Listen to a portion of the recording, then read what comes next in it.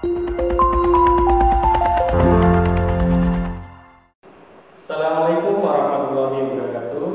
Pembahasan kali ini adalah materi kelas 9 yaitu bab 1 Sistem Reproduksi Manusia. Materi pembelajarannya adalah organ reproduksi pada laki-laki.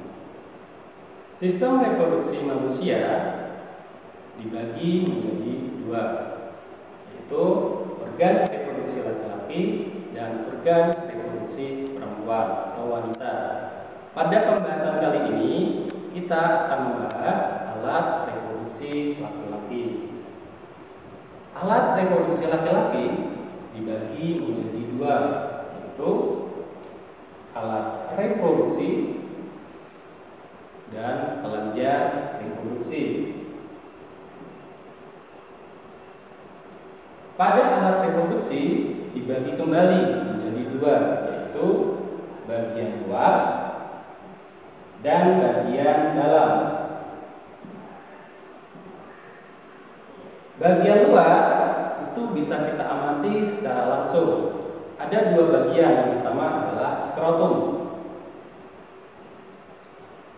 Skrotum adalah bagian yang membungkus testis. Jadi testis itu dibungkus oleh namanya skrotum. Yang kedua adalah penis. Penis adalah saluran kencing atau saluran sperma. Pada bagian ujung penis terdapat struktur seperti lipatan kulit yang disebut namanya adalah buluk. Nah, pada bagian inilah yang nantinya akan dipotong ketika gigitan. Selain itu, fungsi yang lain adalah sebagai alat kopulasi atau alat untuk memasukkan sperma ke dalam tubuh wanita. Jadi, itu fungsi dari penis. Bagian yang kedua adalah bagian dalam. Tentunya bagian dalam ini sulit untuk kita amati. Bagian dalam terdiri dari beberapa bagian. Yang pertama adalah namanya testis. Bisa dilihat di gambar testis. Testis adalah kantong kecil berjumlah sepasang. Di dalam testis itu terdapat tubulus seminiferus yang berfungsi sebagai tempat pembentukan sperma atau spermatogenesis. Jadi itu fungsinya. Bagian yang kedua namanya adalah epididymis. Bisa dilihat ya, epididymis. Epididymis adalah tempat pematangan sperma dan tempat penyimpanan sementara. Itu fungsinya. Bagian yang ketiga adalah vas deferens.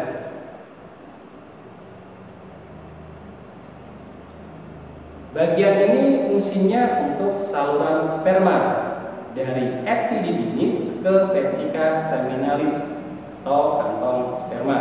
Itu fungsinya. Bagian yang berikutnya namanya adalah ductus ejaculatoris. Ya, bagiannya. Bagian ini berfungsi untuk saluran sperma dari vesika seminalis ke uretra. Jadi dari vesika seminalis menuju ke uretra. Sini. Bagian yang berikutnya namanya adalah uretra. Ya, ini uretra. Fungsinya untuk saluran sperma dan keluarnya urin. Jadi uretra di sini ya fungsinya tadi. Yang berikutnya namanya adalah kantong sperma yang berfungsi untuk tempat penyimpanan sperma yang sudah matang dan siap untuk dikeluarkan. Itu adalah fungsi dari alat reproduksi pria bagian dalam. Kelenjar reproduksi berfungsi untuk memproduksi getah atau cairan yang nantinya akan bercampur dengan sel sperma menjadi cairan mani atau semen. Kelenjar reproduksi itu dibagi menjadi tiga. Yang pertama adalah kelenjar seminalis. Yang kedua adalah kelenjar prostat. Yang ketiga adalah kelenjar Cowper. Baik, kita bahas yang pertama, kelenjar seminalis. Kelenjar seminalis adalah kelenjar yang menghasilkan cairan untuk nutrisi sperma. Karena sperma itu hidup, maka harus perlu nutrisi untuk kelangsungan hidupnya. Yang kedua namanya adalah kelenjar prostat, ya, kelenjar prostat. Kelenjar prostat adalah kelenjar yang memproduksi dan mengeluarkan sejumlah cairan yang melindungi sperma saat ejakulasi, ya. Cairan ini akan keluar. Itu fungsi dari prostat, kelenjar prostat. Fungsi yang lain adalah ketika menjadi basah, cairan prostat yang berwarna keputihan dapat membantu sel-sel spermatozoa bertahan hidup dalam vagina yang bersifat asam. Itu fungsi dari kelenjar prostat. Nah, kelenjar yang ketiga adalah kelenjar Cowper. Kelenjar Cowper adalah kelenjar yang fungsinya untuk menghasilkan cairan pelumas saat kopulasi, atau arti yang lain adalah bersenggama. Itu adalah kelenjar reproduksi pada laki-laki. Pembahasan yang berikutnya namanya adalah spermatogenesis. Tanda bahwa sistem reproduksi pria sudah matang itu ditandai dengan keluarnya cairan mani dari penis.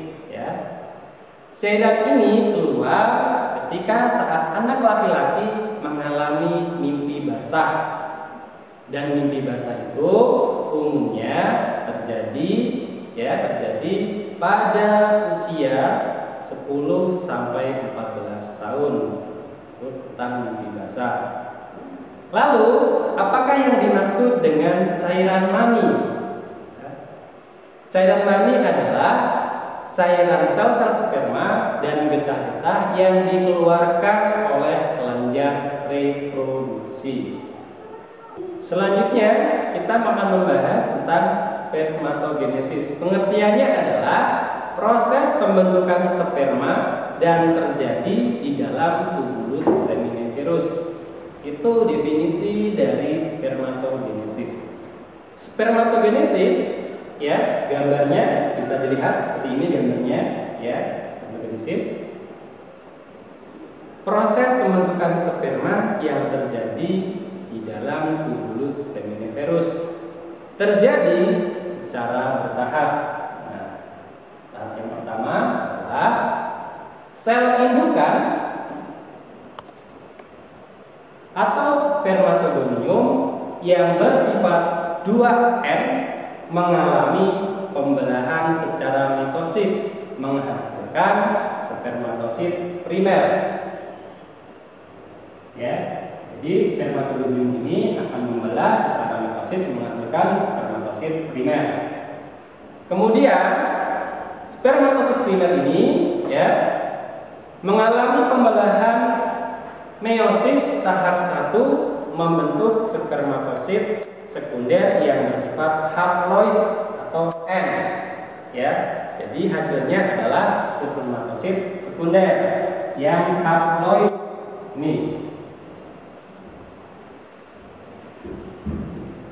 Kemudian spermatosit sekunder itu nanti akan mengalami pembelahan meiosis tahap 2, ya. Spermatosit sekunder akan mengalami pembelahan meiosis tahap 2. Ini tahap 2 dan akan menghasilkan spermatid yang bersifat haploid. Spermatid yang bersifat haploid di gambarnya.